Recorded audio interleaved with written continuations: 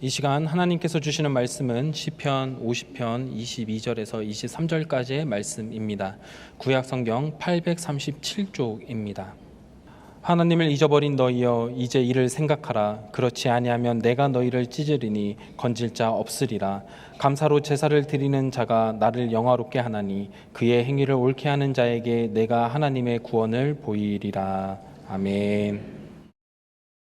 1918년 미국 미네소타주의 보베이라는 작은 탄광촌에서 사진관을 운영하는 에릭 엔스트롬이라는 사람이 있었습니다.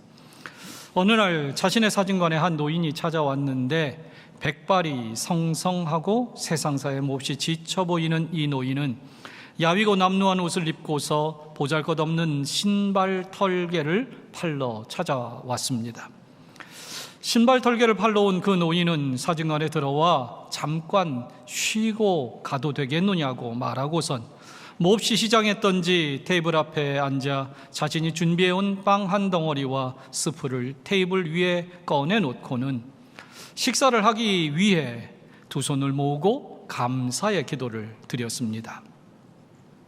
사진사인 엔스트롬은 그 노인을 바라보며 이런 생각을 하게 됩니다. 이 노인은 세상적인 것들을 많이 갖진 못했지만 다른 어떤 사람들보다 더 많은 것을 가졌구나. 그것은 그 감사하는 마음을 가지고 있기 때문 아닐까? 그리고선 그 자리에서 감사의 기도를 드리고 있는 그 노인의 모습을 사진으로 촬영했습니다. 엔스트롬은 자신이 찍은 이 사진을 미네소타 사진전에 출품을 하게 됩니다. 그는 이 사진을 통해서 당시 제1차 세계대전으로 인해 고통받고 있는 많은 사람들에게 아직도 우리에게는 감사할 것이 많이 남아 있다는 것을 보여주고 싶어 사진전에 출품을 했습니다. 그리고 이 사진은 그해 미네소타주의 사진으로 선정이 되었습니다. 그림 속 노인은 찰스 윌든이라는 인물인데요. 앞에서도 말씀드렸지만 그 당시에 그 사진은 다 흑백입니다. 그런데 원래 흑백 사진이던 것을 나중에 이 에릭 엔스트롬의 딸인 로디 니버그가 유화로 채색을 해서 그림을 그립니다. 그리고 그 유화의 제목을 더 그레이스, 은혜라고 제목을 붙입니다. 이 그림, 여러분이 지금 화면으로 보고 있는 이 그림 어디선가 본 것도 같고 아닌 것도 같나요? 아마 한두 번쯤은 보셨을 겁니다. 바로 이 그림, 우리에게 잘 알려진 그림입니다. 여러분, 이 사진 속 노인은 한눈에 보기에도 그리 넉넉해 보이지 못하는 형편입니다. 일반적인 이해로 우리는 가진 것이 없다면 감사할 것도 없다라는 그런 논리를 펼칩니다. 그렇다면 무엇이 이 노인으로 하여금 가진 것이 없는 상태에서 또한 하루 종일 지친 일상 속에서도 이렇게 하나님께 감사의 기도를 드릴 수 있게 했다고 생각하십니까? 더불어 할아버지의 감사 기도하는 모습을 본 엔스트롬과 그의 딸은 왜 이 그림의 제목을 은혜라고 붙였을까? 생각건대 할아버지의 기도하는 모습에서 하나님의 은혜를 받은 자의 만족과 감사가 고스란히 보는 이에게 느껴졌기 때문 아니겠습니까? 우리 모두는 압니다. 감사는 결코 물질적 풍요에서 나오는 것이 아니라는 것을 말입니다. 하지만 오늘을 사는 우리는 감사를 잃어버린 채 살고 있습니다. 왜 그럴까요? 사람들이 이구동성으로 하는 진단은 우리의 사고가 너무 경제적인 가치에 치우쳐 있기 때문이라는 겁니다. 현대인들의 감사 기준이 오로지 경제적인 소득이나 보이는 것들을 갖게 되는 소유에 집착하는 그러한 고장난 마음 때문이라는 겁니다. 이처럼 고장나고 치우친 마음을 가지고 사는 도대체 감사라는 단어를 떠올릴 줄 모르는 이 현대인들을 향하여 인도의 시성인 타고르는 우리를 일깨우는 말 한마디를 이렇게 남겼습니다. 들어보십시오. 감사의 분량이 곧 행복의 분량이다. 옳은 지적입니다. 행복한 사람은 많은 걸 가지고 있기 때문에 행복한 게 아니라 많은 감사의 고백을, 많은 것들에 대한 감사의 깨달음을 가진 사람이 그야말로 행복한 사람 아니겠습니까? 또한 R.T. 켄단이라는 목사는 그의 책에서 이런 얘기도 남깁니다. 감사가 넘칠수록 우리의 삶은 거룩해진다. 여러분, 오늘 맥주 감사 주일을 맞습니다. 어떻게 보면 우리는 농사를 짓지 않아요. 물론 농촌에서는 농사를 짓겠지만 대부분의 도시에서는 농사를 짓지 않습니다. 그러면 보리도 거두지 않았는데 목사님 무슨 감사를 하라는 얘기입니까? 그건 옛날에나 있는 얘기지요. 시대가 바뀌었으니 이 맥주 감사라는 절기도 없어져야 되는 거 아닙니까? 그렇게 말할지 모릅니다. 그러나 여러분, 하나님은 이 감사의 절기를 두신 목적은 단순하게 보리를 거뒀기, 밀을 거뒀기 때문이 아닙니다. 신앙인에게 한 해에 2번씩이나 감사의 절기를 두신 이유는 감사야말로 신앙의 크나큰 기둥이기 때문에 그렇습니다. 이 1년이라는 이 고단하고 힘든 시간들, 이 과정을 건너가려면 반드시 감사라는 튼튼한 징검다리를 밟아야 건너갈 수 있기 때문에 그렇습니다. 사랑하는 성도 여러분, 오늘 맥주감사주의를 맞아 저는 본문을 통해 우리의 감사를 돌아보며 참된 행복을 향해 가는 우리 모두가 되기를 바라는 마음으로 특별히 2가지 질문을 통해서 우리의 삶을 돌아볼 수 있는 시간 삼고자 합니다.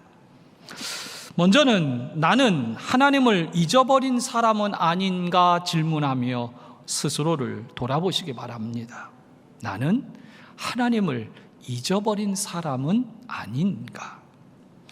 성경이 말하는 행복의 기준은 세상의 기준과는 분명히 다릅니다. 성경은 하나님을 믿는 사람, 그리고 하나님을 소유한 자만이, 하나님을 의지하는 자만이 행복하다고 우리에게 가르칩니다. 그런데 오늘 22절, 우리가 본문으로 삼은 22절에서 시인은 우리에게 이런 경고를 던집니다. 하나님을 잊어버린 너희여, 이제 이를 생각하라. 그렇지 아니하면 내가 너희를 찢으리니 건질 자 없으리라.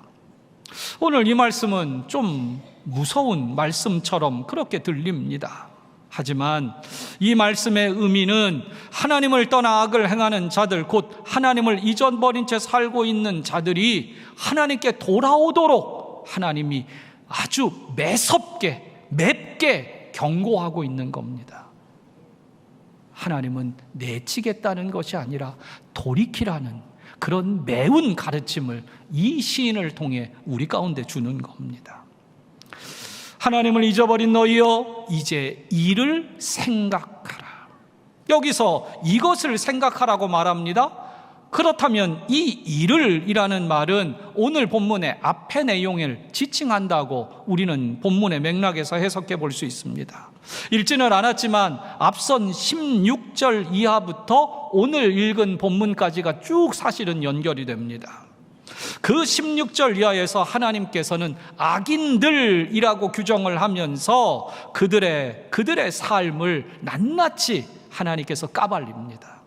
여러분, 그 악인들로 불리우는 그들의 행태를 좀 들어보십시오. 17절부터 20절까지의 말씀을 제가 읽어드려 봅니다.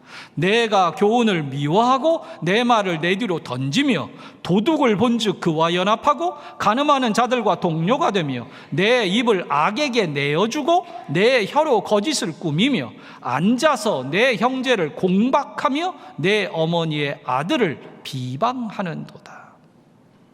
어떻습니까? 여러분, 이런 사람이 있다면 그야말로 정말 막무가내로 나가는 사람 아닙니까?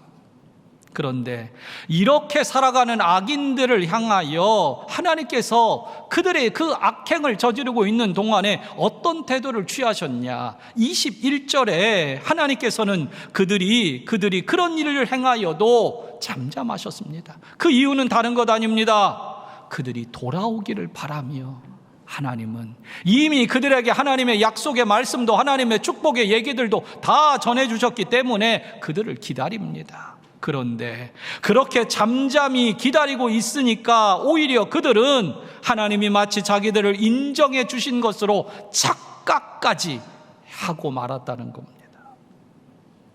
여러분, 이토록 악인들은 하나님을 잊어버린 채 살고 있다는 겁니다. 서울신대를 졸업한 선배이자 한 세대 교수님으로 있는 차준희 교수는 시편을 주석한 시인의 영성이라는 책 1권에서 오늘 본문인 시편 50편을 주석해 놓았습니다. 그런데 거기에 결론처럼 이러한 해설을 달아 놓았습니다.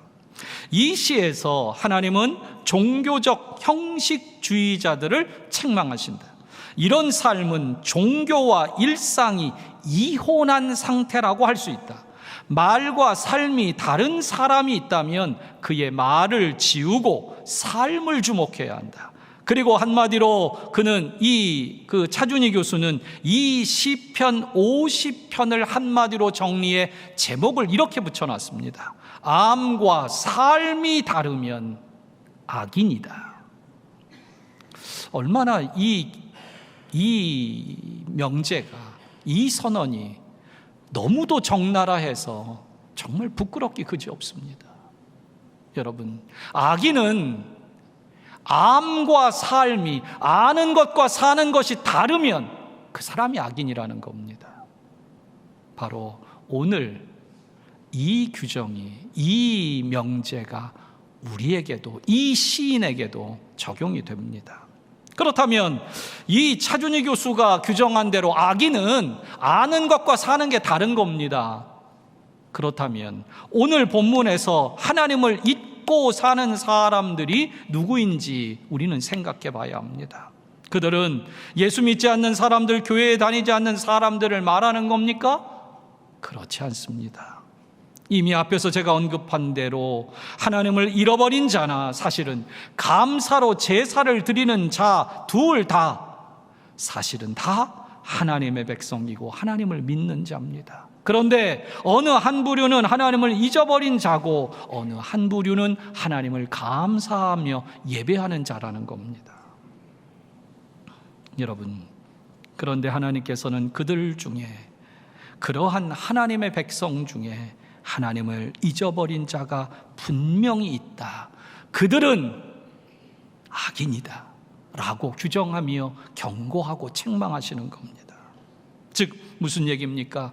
하나님의 백성이기에 하나님이 누구신지도 알고 하나님께 받은 은혜도 있고 심지어 하나님의 이름을 들먹이며 하나님께 필요를 구하면서도 하나님께 감사하지 않는 자는 그 순간 하나님을 잊어버린 자로 전락하게 되고 하나님 앞에 악인이 되고 만다는 겁니다.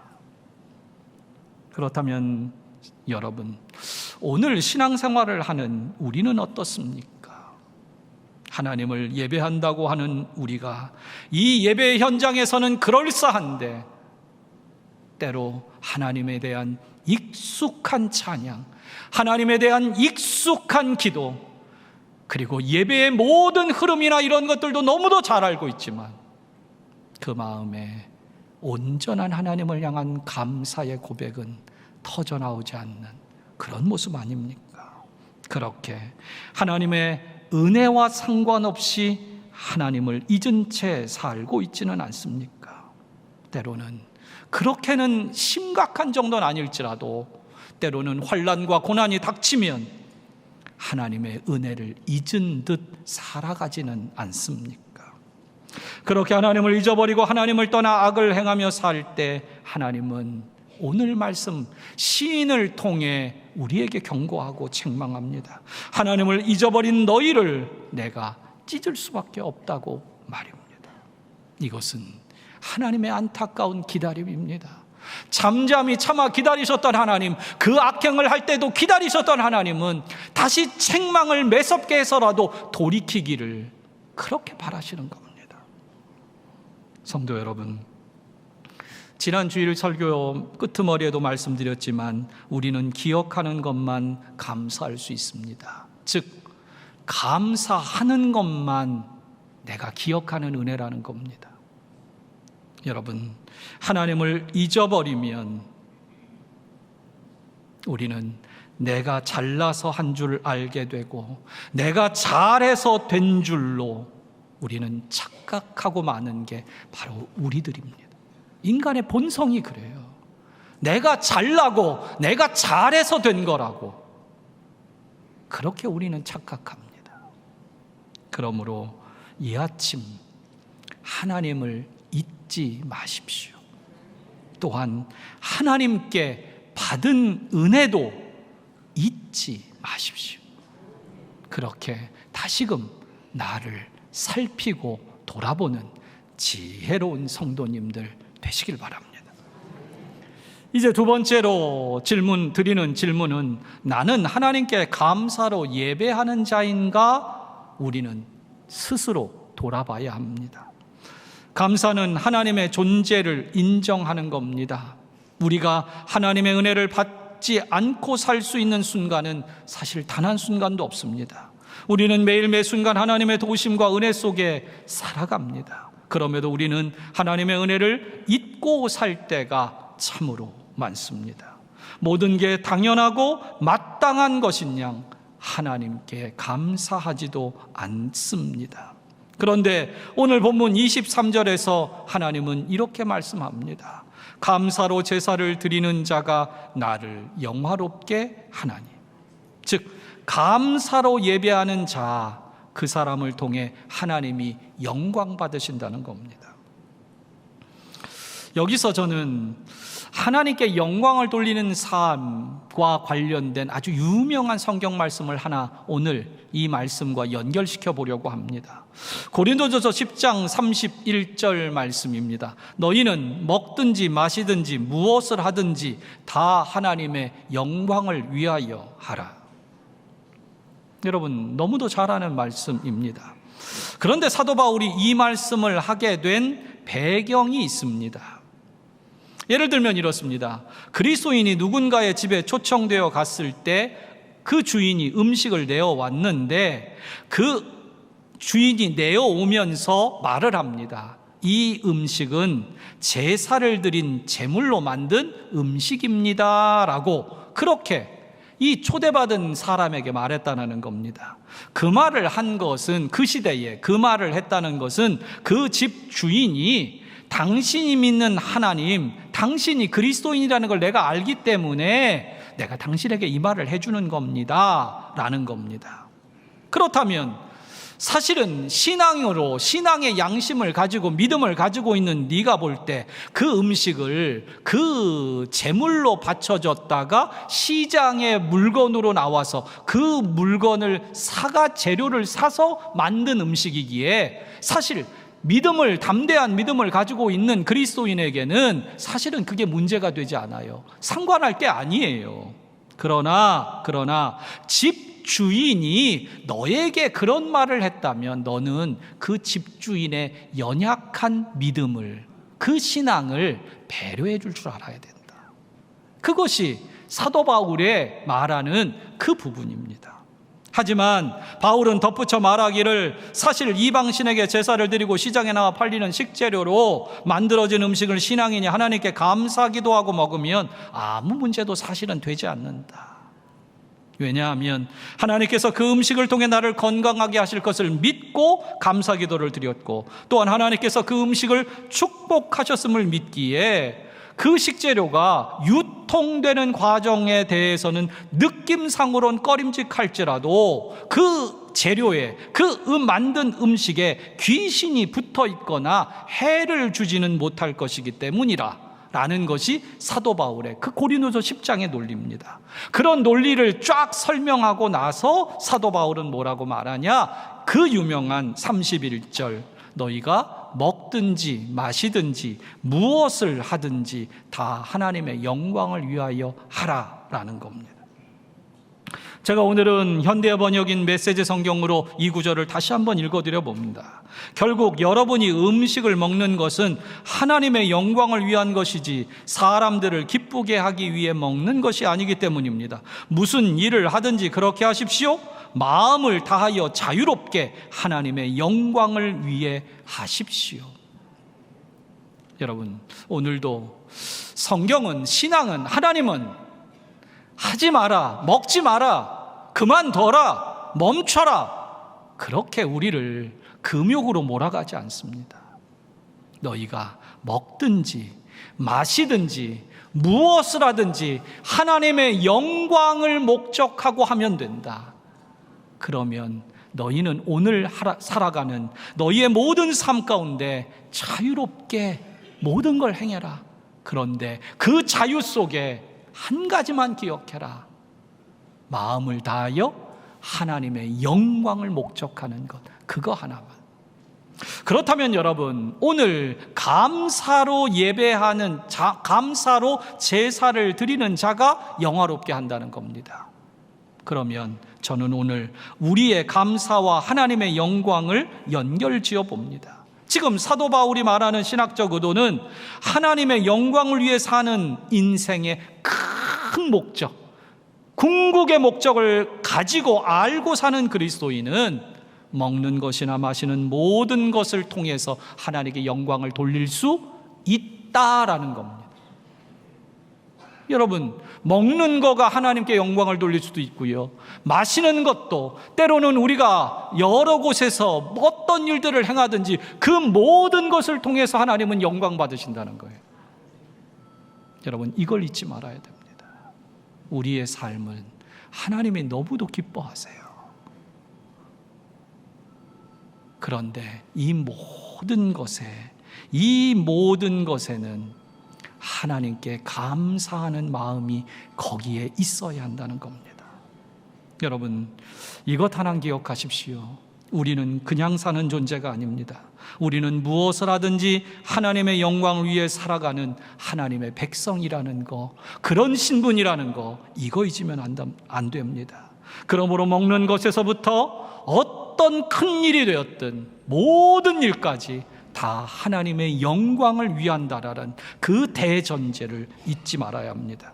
그렇다면 우리가 어떻게 그렇게 작은 일부터 크나큰 일까지, 때로는 우리 삶의 안타까운 고난과 역경의 일들 속에서도 하나님께 영광을 나타낼 수 있을까? 그 비결은 단 하나입니다. 사도 바울이 데살로니가 교회에서 가르친 말씀처럼 범사에 감사하는 방법입니다.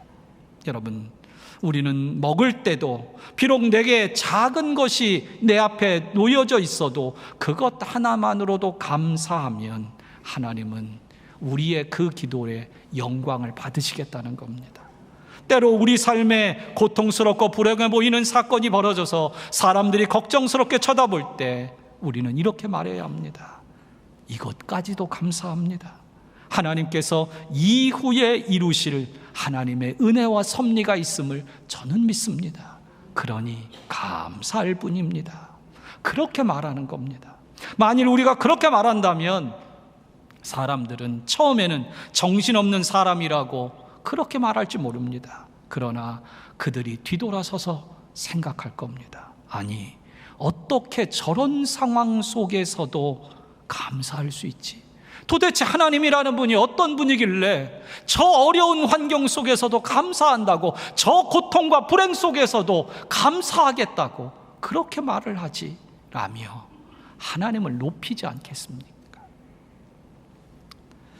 다시금 저는 오늘 말씀을 정리해 봅니다. 여러분, 오늘 본문은 감사로 예배하는 자가 되라는 주제입니다. 여러분, 여기에는 두 가지가 꼭 중요합니다. 감사와 예배입니다. 저는 이렇게 이해합니다. 우리가 하나님께 영광을 돌릴 수 있는 가장 직접적인 방법, 그것은 다른 거 아닙니다. 하나님께 예배할 때입니다. 여러분, 하나님께서는 여러분들이 일주일에 1시간이지만 이 자리에 나와 예배하는 걸 하나님은 너무도 기뻐하십니다. 너무도 기뻐하십니다. 그런데 그게 다가 아니에요. 이 예배 드릴 때 하나님이 더 기뻐하는 게 있는데, 이 예배에 감사의 마음으로 예배할 때 하나님은 어느 정도냐? 영광 받으신다는 겁니다. 너희가 나를 아는구나, 나를 인정해 주는구나, 나를 잊지 않았구나 라며 하나님은 우리의 감사의 예배를 통해 영광 받으시겠다는 겁니다. 말씀을 맺겠습니다. 1958년 노벨 의학상을 받은 한스 셀리라고 하는 캐나다의 내분비 학자가 있습니다. 그분이 노벨 의학상을 받게 된 것은 스트레스에 대한 탁월한 연구 때문입니다. 이분이 하버드 대학교에서 이제 마지막 고별 강연을 하는 때입니다. 은퇴지요. 그의 강연을 듣기 위해서 많은 학생들과 동료 교수들, 선후배 교수들도 다 찾아왔습니다. 그리고 그 강연은 아주 감동적으로 마쳤습니다. 강연을 듣고 있던 사람들이 모두 일어나 박수갈채를 보냈고, 이제 이 마지막 이 박사 교수는, 한스 셀리 박사는 강단을 내려옵니다. 그런데 내려오는데 한 학생이 그의 길을 막더니 한 가지 질문할 게 있다고 막아 세웁니다. 그리고 묻습니다. 박사님, 정말 우리가 사는 이 시대는 스트레스로 가득한 시대를 삽니다. 그런데 그 스트레스를 해소할 수 있는 가장 좋은 비결, 아주 쉬운 비결, 누구나 할 수 있는 비결, 그게 있다면 저에게 딱 하나로만, 한마디로만 좀 말씀해 주십시오. 그러자 한스 셀리 박사는 주저하지 않고 그 학생에게 이렇게 말했습니다. 감사하십시오. 감사하십시오. 물론 영어로 했습니다. appreciation. 여러분, 이것은 스트레스를 연구하여서 노벨상까지 받은 한 학자의 최고의 처방입니다. 제가 이분의 처방 때문에 이 얘기를 하고 있는 것이 아닙니다. 인간을 지으신, 인간을 관찰한 의사나 학자가 아니라요, 인간을 창조하신 하나님께서 우리에게 가장 건강하고 우리에게 가장 행복하게 살 수 있는 한 가지 처방을 우리 몸에 해놓으셨습니다. 그것은 뭐냐? 바로 감사하는 겁니다. 감사하는 것. 윌리엄 로라는 탁월한 기독교 작가는 이렇게 말합니다. 성자는 감사하는 사람이다. 여러분, 감사는 사람들의 인생을 변화시킵니다. 감사는 우리 삶에 찾아오는 온갖 불행과 불평으로부터 우리를 보호합니다. 신앙인으로 바르게 살아갈 수 있도록 우리를 지켜주는 것이 바로 감사입니다. 신앙인의 가장 특징을 꼽으라면 앞에서 말씀한 대로 예배하는데, 그 예배로 영광을 돌리는데 온통 감사로 예배할 때, 그렇게 감사의 사람이 될 때 우리가 신앙인이 되는 겁니다. 힘든 세상살이에 왜 짜증나는 일이 없겠습니까? 내가 원하는 대로 되어지지 않는 삶을 살아야 하는 우리 삶에 왜 불평이 터져나오지 않겠습니까? 아무리 열심히 노력하고 최선을 다한다 하더라도 정말 때때로 후회스러운 결과가 만들어지는 것 우리도 뻔히 압니다. 때로는 누구 때문에 내 인생이 이렇게 꼬이는 것처럼 원망스럽고 억울한 마음이 들 때도 분명히 있을 겁니다. 그러나 그러한 순간에 감사하기만 하면 우리는 그 힘든 삶, 후회스러운 결과, 원망스러운 마음을 넘어서고 이겨낼 수 있습니다. 더 나아가 감사는 우리로 하여금 내일이라는 날을 불안의 날로 맞이하는 것이 아니라 내일을 희망의 날로 맞이할 수 있는 비결이 됩니다. 성도 여러분, 일상을 감사하면 일생을 감사하게 될 것입니다. 아니, 하나님께서 여러분이 일생 동안 감사하며 살 수 있도록 여러분의 한평생을 책임져 주실 겁니다. 여러분, 하나님을 믿는다는 건 다른 거 아닙니다. 확률이나 상황이나 통계를 믿는 게 아닙니다. 오늘도 나를 사랑하시는 그 주님을 믿는 겁니다. 여러분, 오늘도 다시금 기억하십시오. 하나님을 잊어버린 악인이 되면 안 됩니다. 하나님을 잊어버리는 순간 어떠한 직분을 가졌어도 수십 년 신앙생활을 했어도 그 사람은 악인이라는 하나님의 평가를 받을 수밖에 없습니다. 그러므로 오늘도 하나님을 잊지 말고 감사로 예배할 때 하나님은 영광 받으시고, 또한 감사로 우리가 예배하기 시작할 때 하나님께서는 그 사람에게 모든 것을 감당하고 이겨낼 능력의 은혜를 부어주십니다. 여러분, 오늘도 감사하십시오. 기도하겠습니다.